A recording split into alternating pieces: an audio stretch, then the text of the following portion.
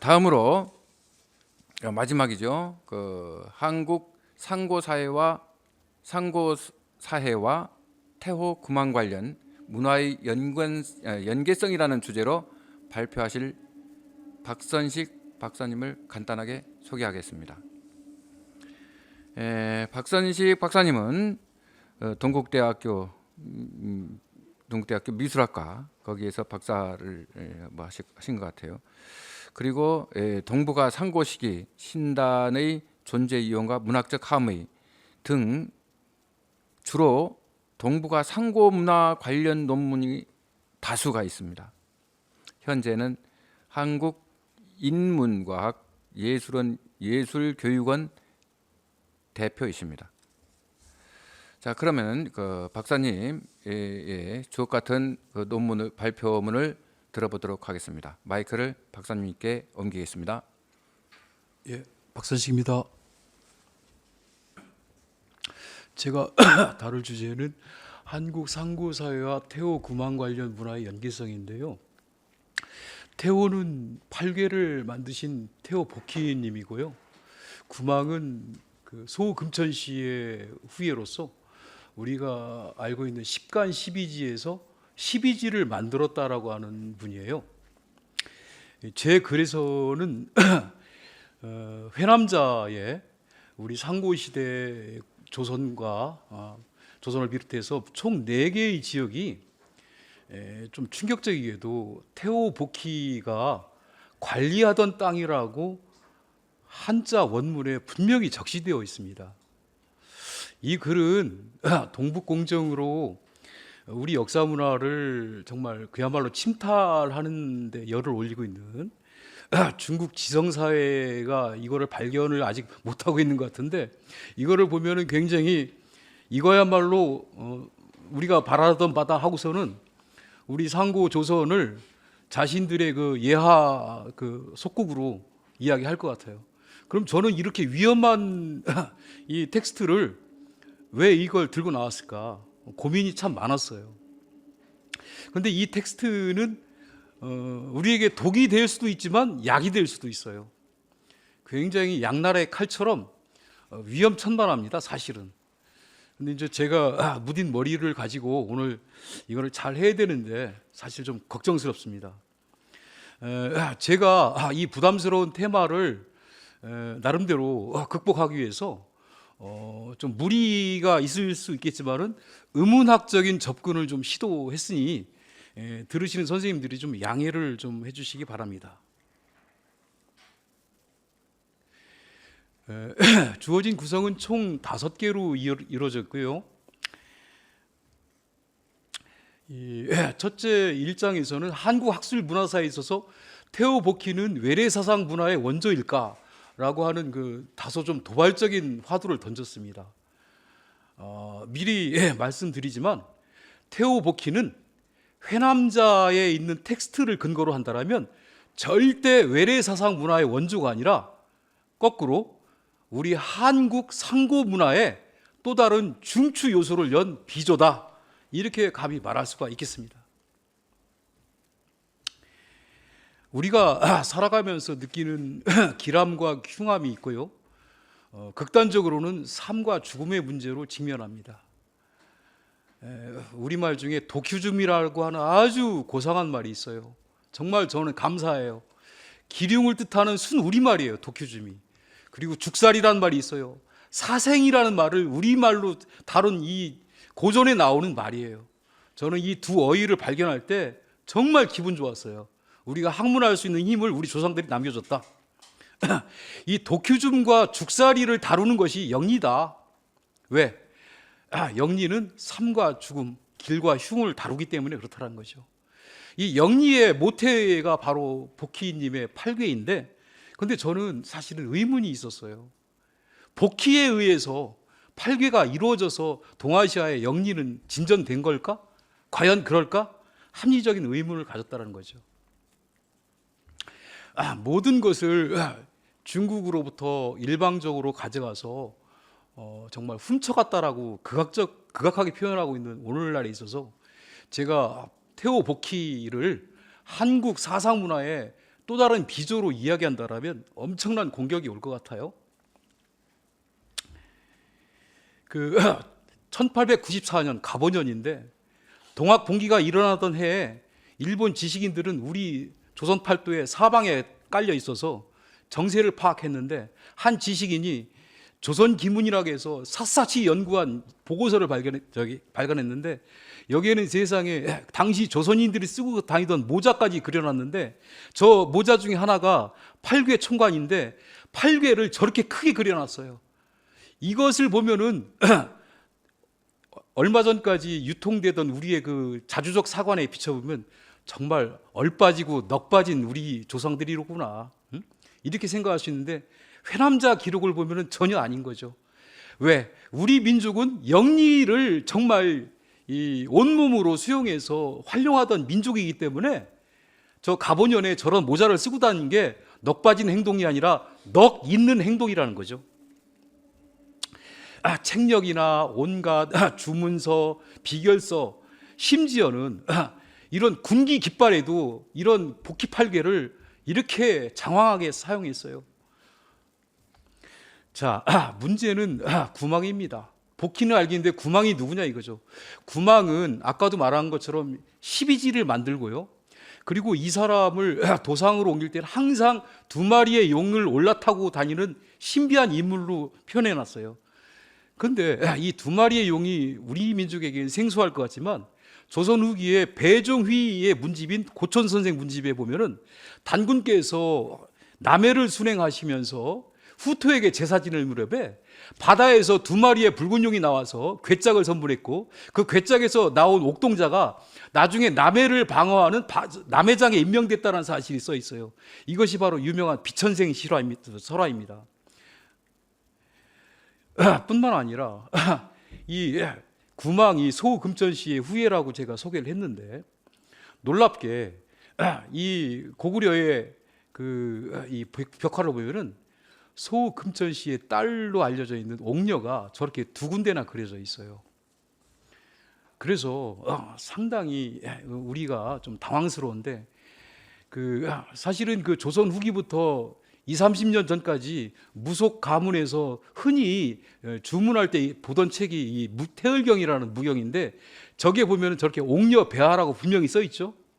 그리고 이 태을경 주석서를 보면은 옥녀 소호 금천 시녀라고 써 있죠. 왼쪽에 옥녀는 소호 금천 씨의 딸이다라는 거예요. 그런데 이 딸을 고구려 고분벽화에는 2군데나 그려놨다는 거죠. 그뿐이 아닙니다. 삼국사기 열전표를 보면 김유신의 조상이 황제 헌원이고 소금천이라고 써 있고 요즘 핫 이슈로 등장한 가락국을 개창한 김수로 왕조차 소금천 씨의 후손이라고 삼국사에 써 있어요. 그래서 이 문제는 더 이상 피할 수가 없는 문제인데 이 회남자 기록을 본격적으로 이야기를 해보자면 갈석산을 지나 조선, 여기서 조선은 우리가 말하는 단군조선입니다. 조선과 대인지구 그리고 동방의 부무목지지 그리고 청토의 땅이 모두 태호 구망이 맡은 곳이다. 태호 구망지 소사자, 저 사자가 맡을 사자죠. 분명히 저렇게 한자로 써 있어요. 오른쪽에 제가 그 원문을 실어놨죠. 저 지금 오른쪽에 보이는 한자가 전부 이 회남자의 그 원문입니다. 자, 여기서 중요한 게 있어요. 우리가 그동안 그 요하 지역을 우리 고조선과 연관이 되느냐 안 되느냐 많이 따졌지만 저게 단이라고 박달나무 단이라고 써 있는 곳이 어디냐면 요하 지역입니다. 이 요하 지역에 있던 그 땅 이름이 단이에요. 이것을 왼쪽에 있는 그림에는 우적도에 써 있고 오른쪽에는 춘추 열국지도, 이게 다 중국 지도예요. 중국 지도에 오늘날 요하 지역에 있는 땅의 정치체가 단이라고 써 있어요. 이건 제가 3년 전에 논문으로 밝혀놨는데 이것을 왜 앞서서 얘기했냐면 회남자에 나오는 대인지국을 달리 추천할 수가 없어서 대인지국을 이음절에 대인이란 말을 이름절로 축약할 경우에 댄이 됩니다. 댄과 가장 근접하는 음상사가 일어나는 곳은 제가 아무리 문헌을 찾아봐도 좀 전에 제시한 우적도랑 춘추 열곡지도에 나오는 단밖에 없어요. 그러면 상고 조선과 단이 같이 병립했다라는 거예요. 즉 회남자 기록 이 라이터가 그걸 기록할 때 그 당시는 그렇다라는 거죠. 그런데 나머지 부분 목지와 청토지는 알 수가 없어요. 알 수가 없어요. 그런데 이제 청토지는 제가 이 증산도의 초기 문헌인 현무경에 기초 동량이라는 저 부도를 참고할 수밖에 없습니다. 한반도를 연상시키는 저 땅에 마치 백두산 천지가 그려져 있는 저 위에 거대한 나무가 있죠. 대목과 물 웅덩이는 수생목이라고 하는 영리를 정확하게 반영하고 있어요. 이 청토는 역시 의문학적으로 접근하면 길게 삼음절을 늘려버리면 청토가 되는데 이게 처음 펼쳐진 터라라는 뜻인가? 이런 생각이 들었어요. 그래서 회남자에 나오는 조선과 대인지구 그건 단으로 제가 추천을 했죠. 그 다음에 청토는 우리 한반도, 나머지 부분목지는 어딘지를 알 수가 없습니다. 어쨌든 우리 민족은 이렇게 그 영리에 충실했고, 얼마 전에 이게 찾아낸 자료인데 파모란 자료에는 십승지를 찾아다니던 사람들이 희망적으로 여기던 이상촌 이름을 복희동이라고 적어놓은 것을 발견할 수가 있습니다. 우리 골수에 복희의 사상이 머리에 박혀 있는 거예요, 완전히.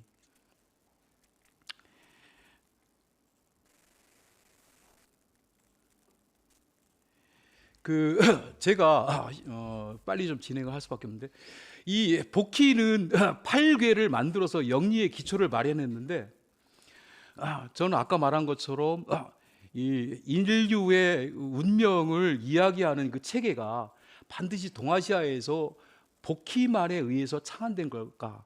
이거에 대한 의문이 있었다겠죠. 저는 그 의문을 샘가지라는 걸로 대신해서 고민해봤어요. 샘가지는 개연수 선생이 그 근대기에 정립한 그 책에 태백일사편에 정확하게 산목이라는 이름으로 써 있는데요. 1과 10까지에 걸쳐서 표현됐는데, 이거의 특징은 뭐냐면 이전까지 그 중국이나 조선에 이르기까지 유통된 샘까지랑 다 같은데 하나가 달라요. 오가 달라요. 오가 마치 영어의 알파벳의 X자처럼 돼 있어요. 그 오가 안 보여요. 중국의 산목이나 조선시대의 산목에도. 제 2장에서는 이 좀 전에 말한 회남자 기록의 의미와 한계성을 좀 짚어보고자 합니다. 이 회남자 기록은 아까 말한 것처럼 4개의 지역을 말함과 동시에 놀랍게 1만 2천리라고 하는 공간성을 이야기하고 있어요. 근데 그 다음이 더 충격적입니다. 이 조선을 비롯한 4개의 지역에 고르게 똑같이 적용한 정치적인 강령이 소개되고 있어요. 그 강령은 이렇습니다. 무리를 옥죄는 것을 뽑아내고 잠겨 닫힌 것을 열며 막힌 발을 두루 미치게 하여 가로막힌 요새를 이르게 하라. 도탑게 거닐어 돌아다니게 하며 슬퍼함과 미워함을 버리며 노엽과 죄업을 벗어주고 걱정과 시름을 벗기고 징벌과 형벌을 그치게 하라. 관방과 교량을 열고 창고의 재물을 베풀고 바깥의 원한과 융화하고 사방을 어루만져 부드러운 은혜를 시행하며 굳센 강포함을 그만두라. 저는 이 내용을 보면서 삼국유사에서 사음절어로 표기되어 있는 홍익인간이 그동안 너무 막연했는데, 이 회남자의 이 기록은 그동안 궁금했던 그 홍익인간의 구체적 내용을 너무나 상세하게 설명하고 있다는 느낌을 받았어요. 그러나 이 회남자 기록은 한계가 있는데, 여러 가지 어떤 구체적인 지역이 어디서 어디까지이고 그리고 어느 시기에 해당되는 건지가 명시가 안 돼 있어요. 그래서 굉장히 역사적인 텍스트로 적용하기가 좀 부담스러운데, 그럼에도 불구하고 영리의 기본을 파헤친다는 차원에서는 피할 수 없는 텍스트라고 봅니다. 이 회남자 기록은 태오복희가 전파한 이 영리의 기본, 즉 문화적인 연관관계가 중국이 아닌 조선과 동방의 땅에 있을 개연성을 전한다는 느낌을 주고 있습니다. 여기서 조선 명신록을 잠깐 소개하고자 합니다. 조선 명신록에 보면은 단군조에 이렇게 써 있어요. 왕조명이라는 사람이 있는데 본래 성과 이름이 사신갑이다. 하나라 제후인 공갑의 동생으로 처음 동국에 들어왔다. 여기서 이 사신갑의 사씨가 태후의 후손입니다. 우리 단군조 시절에 태후의 그 혈통이 직접 들어왔다라고 하는 구체적인 기록의 하나예요. 그 두 선생님으로부터 뭐 하도 낙설 잘 공부했지만 제 나름대로도 준비한 내용을 좀 설명을 하겠습니다. 저는 이 우리 민족이 갖는 어떤 그 특성이 아까 말한 것처럼 회남자에서 그 구체적인 정치적인 강령을 통해서 공공성을 지향하는 어떤 의미들을 읽어낼 수 있다고 봐요. 그래서 선공후사의 공공지향성이 드러났다라고 보는데, 여기 재미난 것이 훈몽자회의 이 부분입니다. 한석봉 천자문에는 분명히 귀공으로 써 있어요. 귀로 써 있어요. 근데 훈몽자회에는 귀로 안 써 있고 구의 공자로 써 있어요. 근데 오늘날 중학교, 고등학교 한문책에 보면은 이렇게 안 나오더라고요. 공변할 공으로 나오더라고요. 옛날에 제 기억으로는 분명히 공변할 공으로 안 배우고 귀공으로 배웠어요. 이 공무원 할 때 이 공자를. 근데 오늘날은 귀공으로 안 배우고 있어요. 귀자가 순 우리말인데 이 좀 안타깝습니다.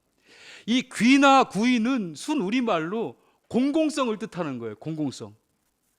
이 말을 왜 하냐면 자전에서 공은 저기 써 있는 것처럼 배사위공, 사사로움을 등지고 공공을 이룬다라는 거예요.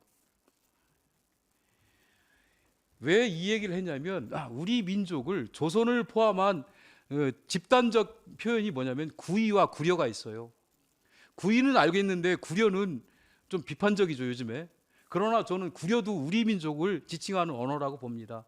왜냐하면 중국의 문헌이지만은 국어라는 책을 보면은 치우의 후손들이 만든 나라가 구려라고 분명히 써 있고요. 치우가 몰락한 이후에 그 구려 지역을 다스린 사람이 놀랍게 소호예요. 그래서 이 려자를 분해를 하면은 련제절입니다. 련자와 제자를 반절 처리하라는 거죠. 그럼 발음이 레가 돼요, 레. 그러면 구려가 아니라 구레가 되는 거예요. 이 말은 왜 중요하냐면 우리말의 현재 그 활어인 그래랑 연상된다는 거죠. 우리가 그래라고 할 때는 그래라고 하는 건 당신의 말에 내가 동의가 됩니다. 맞아요. 이런 뜻이거든요. 그것은 뭐냐면 너와 내가 하나가 된다는 뜻이에요. 그래가. 이 그래의 의문학적인 원천이 저는 아무래도 구레랑 연관이 된다는 거예요. 왜 우리 민족이 구레라고 했을까? 콩 한쪽도 나눠 먹는 그런 미덕이 있기 때문에, 공공성을 지향하고 홍익인간 사상을 중시했기 때문에 우리 민족 자체를 그래 너나 나나 같아 이런 뜻으로 구레가 된 게 아닌가. 놀라운 것은 몽골어 쿠릴타이입니다. 이 쿠릴타이는 뜻 자체가 모임이에요. 공공성 그 자체를 함의하고 있어요. 그런데 이것은 동사인 쿠리와 를타이라고 하는 전미사로 분해가 가능합니다. 여기서 동사인 쿠리가 우리의 구이와 구레랑 너무 유사하다는 거죠. 회남자의 기록은 우리 조선을 비롯한 4개의 그 연합체가 인의와 복락으로 사회 담론이 형성됐다는 걸 알 수가 있어요. 시간이 없기 때문에 저도 바로 하도로 들어가겠습니다. 하도는 제가 볼 고맙습니다. 갑자기 예, 고맙습니다. 이 하도를 보면은 아까 저기 양 선생님이 잘 말씀하셨는데 이게 많은 수와 적은 수를 보면은요 위에 있는 것이 남쪽이거든요. 남쪽을 뜻하는 것이 2와 7이지 않습니까? 이 2와 7인데 2와 7은 그 오행에서 불을 나타내죠. 그런데 재미난 게 있어요. 7에서 그러니까 많은 수 7에서 적은 수 2를 빼면 5입니다. 그리고 맨 아래에 있는 것이 북쪽인데 북쪽은 1과 6입니다. 그런데 많은 수인 6에서 적은 수인 2를 빼면 역시 5예요. 이게 바로 물이죠, 물. 그 4와 9는 쇠덩어리를 나타내는데 이 많은 수 9에서 적은 수 4를 빼면 똑같이 5예요. 그리고 가운데도 마찬가지입니다. 검정 원으로 표현된 열에서 하얀 원으로 표현된 5을 빼면 똑같이 5예요. 그러니까 상하로 보나 왼쪽으로 보나 전부 5라는 거예요. 저는 이것이 아까 양 선생님 표현하신 대로 조화를 의미하는 것이겠다. 저는 그래서 무슨 우리말로 골구름이라고 표현하고 싶어요. 골구름. 자, 그래서 결국은 저러한 그 하도의 정신에서 보면은 큰 수에서 작은 수를 빼주면은 5가 되는데, 이것이 갖는 함의가 뭐냐?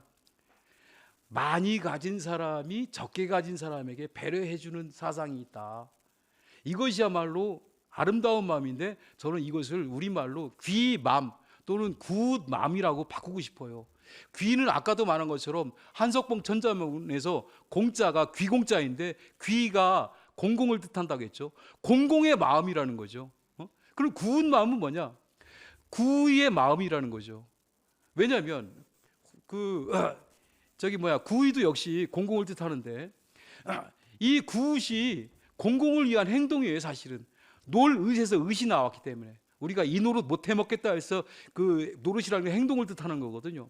그 놀 놀아 제끼는 행동, 놀 의인데, 굿은 공공의 행동이라는 거죠. 이 공공의 행동이 이름절로 표현할 때 저는 굿이라고 봐요. 굿이 동제가 됐던 뭐가 됐던 전체를 위한 행동이지 자기 혼자 개인을 위한 행동이 아니지 않습니까? 우리 무속의 굿의 아름다움은 공공을 위하는 그 아름다움이 있다는 거죠. 이것은 우국지사인 해학 이기 선생이 쓴 중주진교 태백경에 대공지의라고 써 있어요. 커다랗게 공공을 위하는 마음이란 뜻이죠. 우리 민족의 마음을 대공지의라고 표현했다는 거죠. 이 대공지의가 이 하도와 낙서에 배어 있는 게 아니냐.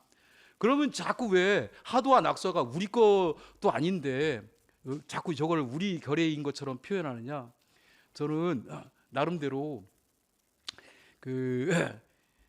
이런 자료를 제시하고 싶습니다. 중주진교 태백경에 보면은 홍범은 동방을 설명했다라는 내용이 나오고요. 그리고 처음 진군께서 이 낙서를 그려가지고 금빛 거북이에다가 부착해서 바다에 띄우면서 이것을 보는 사람이 성인이 될지어다라고 했다라는 거죠. 이 신성한 글을 발견한 사람이 우였고, 우가 중국 땅에서 낙서를 반포했는데, 중주 진교 태백경에 의하면 우가 반포한 이 낙서는 사실은 동방 단군께서 보내준 거죠. 그렇기 때문에 낙서가 우리의 사상이라고 해서 크게 억측이라고 저는 느껴지지 않습니다. 이게 낙서인데요. 낙서는 X 방향으로 이렇게 보나 십자 방향으로 보나 모든 걸 합하면 다 15예요. 이게 얼마나 재미냐면, 우리가 명절날 던지는 윷가락을 보면은 윷가락에 X자가 3개 있지 않습니까? 제가 아까 말한 것처럼 개연수 선생이 정리한 그 책의 태백일사편에 5을 의미하는 것이 윷가락에 X자처럼 되어 있는 그 기호예요. 선생님들 기억하시겠지만은 윷가락을 보세요. 그 X자가 3개 있지 않습니까? 그 3개가 뭡니까? 5 곱하기 3, 5, 3, 15 아닙니까? 이게 바로 낙서의 그 정신이에요. 이렇게 더해도 15, 이렇게 더해도 15. 우리 윷가락에 X표가 3개가 있다, 이겁니다. 이러한 아름다운 사상은 도대체 어디로부터 파생됐는가? 신석기 내지 구석기 후기쯤으로 추정되는 남해의 상주리 석각을 보면은 2 사람이 그려져 있어요. 이 2 사람을 보면은 오른쪽 사람은 무릎을 꿇고 있는데 불아궁이처럼 된 곳을 향해서 입을 불고 있어요. 그리고 또 한 사람은 널찍한 갈널에다가 갈돌로 뭔가를 만들려고 하고 있어요. 그리고 오른쪽에 H자를 거꾸로 놓은 것처럼 보이는 저거는 음식물을 올리는 일종의 받침틀로 여겨지는데, 이 2 사람이 주어진 공간 안에서 맞짝 그 파트너가 돼서 최선을 다하고 있죠.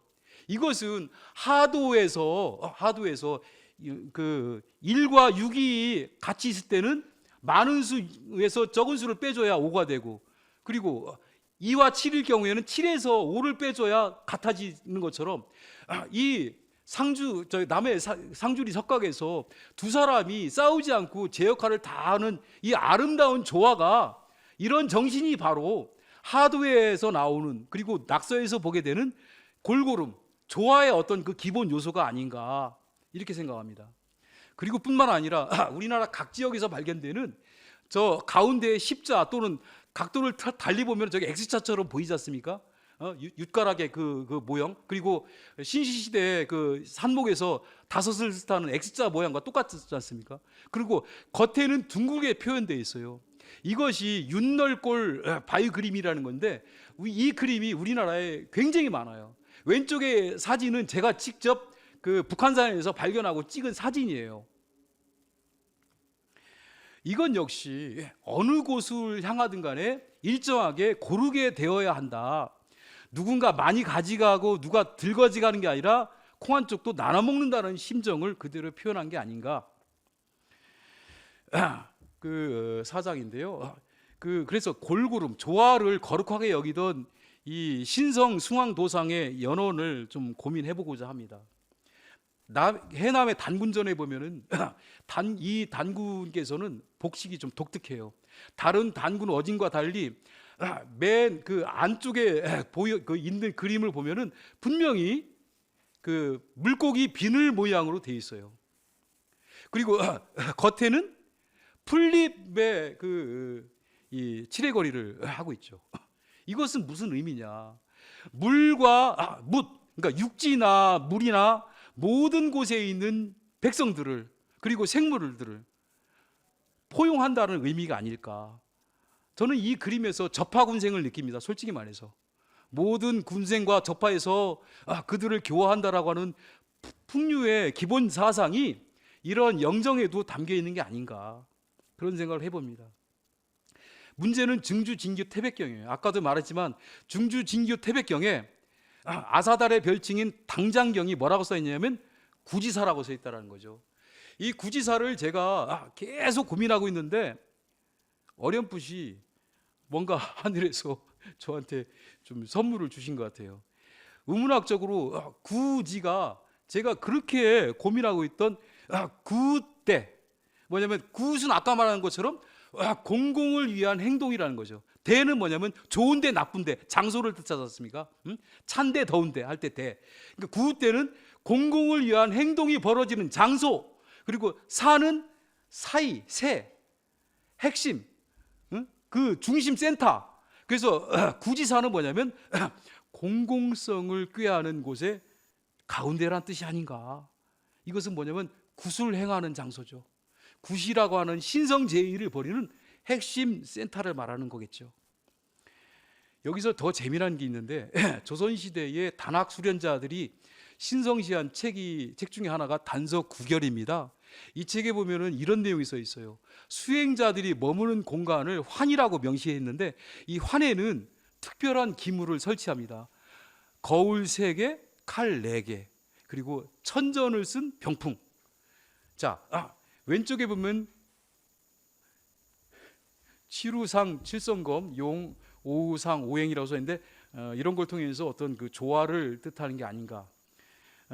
이 고구려 벽화를 보면은 그 복희와 여화가 그려져 있는 저 그림에서 가운데 부분이 신성한 나무가 X자로 교체되어 있고, 역시 괴수도라고 표현되는 덕흥리 고분 벽화에도 X자로 창대를 막고 있어요.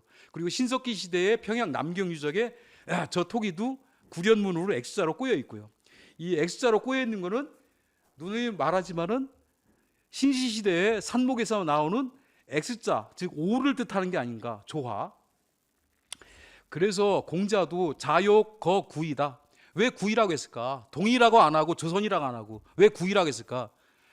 저는 공공성을 이미 공자께서도 인식하시고 이 BC 6세기 5세기경의 구이가 공공성을 뜻하는 말이기 때문에 대동세상을 그렇게 강조한 그 공자로서는 공공성을 뜻하는 거 아닙니까? 대동 그 자체가. 그러니까 공공성을 구현한 땅이 구이니까 거기 가서 살고 싶다고 했지 않았을까? 저는 그렇게 생각합니다.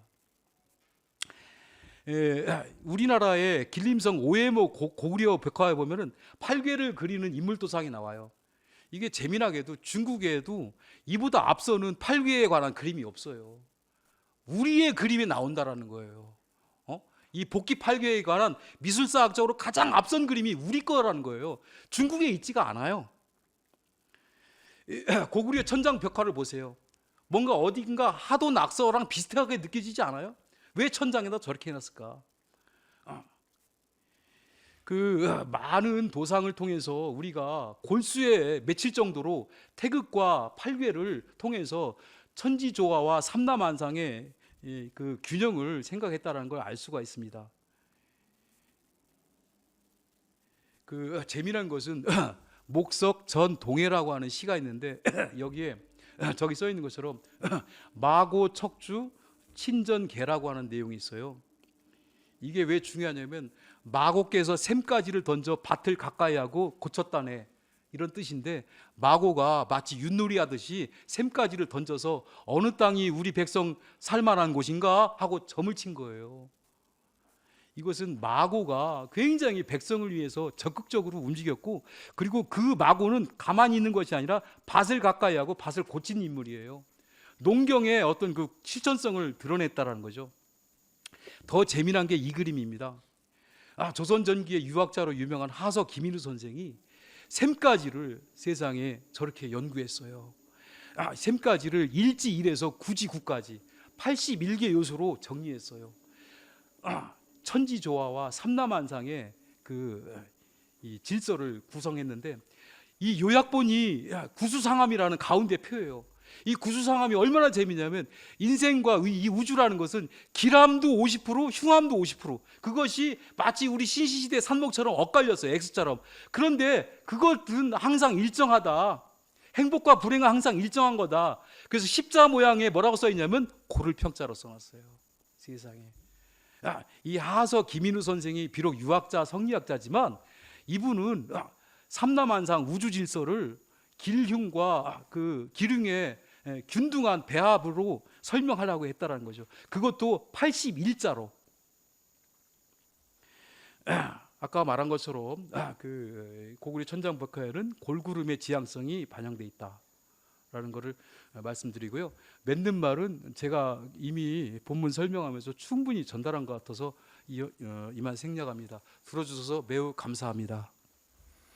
예, 수고하셨습니다. 박사님 발표문을 들었는데요. 그 미술사 전공하셨지만 고대 역사에도 해박한 지식과 그 분석을 주도 면밀하게 수양하고 계시는 학자이십니다. 이 논문에서 박선식 교수님은 어떤 전환시대의 회남왕인 유한이 편찬한 회남자죠. 총 21권으로 되어 있는데 유명한 책입니다. 상고사 쪽에 기록된 내용을 직접 가져옵니다. 여기서 확인되는 어떻게 보면 조선과 청구 등 구려 민족과 연관된 기록의 의미와 그 한계성 및 관련된 문화사적 위치를 주의 깊게 짚어보고 계십니다. 박선식 박사님은 먼저 회남자의 5권 시치군에 나오는 내용이죠. 동방의 끝은 갈석산에서 조선을 지나고 대은국을 통과하여 동방의 일출 장소인 부목의 땅, 청구 수목의 들에 이른다. 그곳은 태호와 구망이 관련한 곳으로 12,000리다.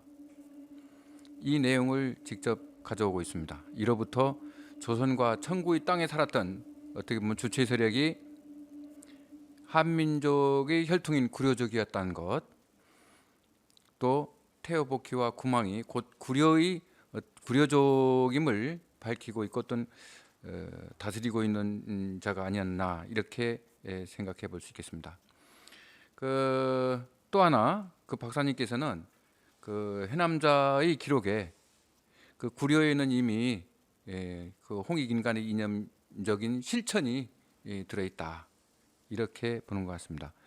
태호복희와 구망이 관련한 곳에는 전체 공동체의 구성원들을 옥죄하는 폭압적인 정치가 없었고, 개방적인 행정에 주안점을 두어 다스리고, 위정자들이 백성들이 삶의 질을 최대한 보장하는 일종의 복지 사회를 지향하고, 창고를 열어 재물을 베풀어 사방에 원한이 없이 융화하는 정책 지향성을 추구했다는 내용을 문화사적으로 심도 있게 분석하고 있는데요.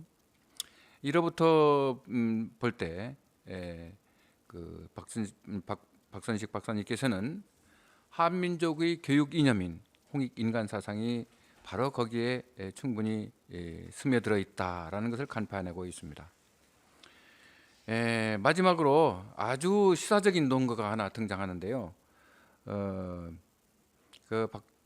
박사님께서는 중국 길림성 집안 오해분 사호묘 고구려 벽화의 팔궤도가 등장하는 벽화입니다. 그 벽화에서 괴상을 가리키고 있는 인물이 나오는데 그 인물이 바로 괴상을 작도하는 태어복희임을 시사하고 있습니다.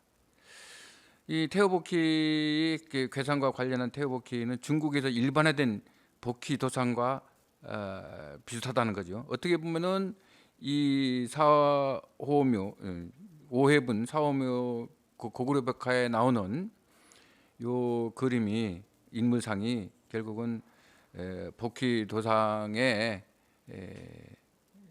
기원이 되고 있지 않나 이렇게 우리가 미루어 짐작해 볼 수 있겠습니다. 그렇다면 팔궤도의 바탕을 바탕을 통해서 만들어진 어떻게 보면 한민족의 태극기는 본디 중국의 것이 아니라 우리 고유의 것이다 라는 강력한 주장의 근거가 된다고 볼 수 있겠습니다. 아주 좋은 발표를 하셨습니다. 박사님 수고하셨습니다. 발표 감사합니다. 8,500만 대한국인 여러분, 대한 역사문화 광복 대장정에 동참하지 않으시겠습니까?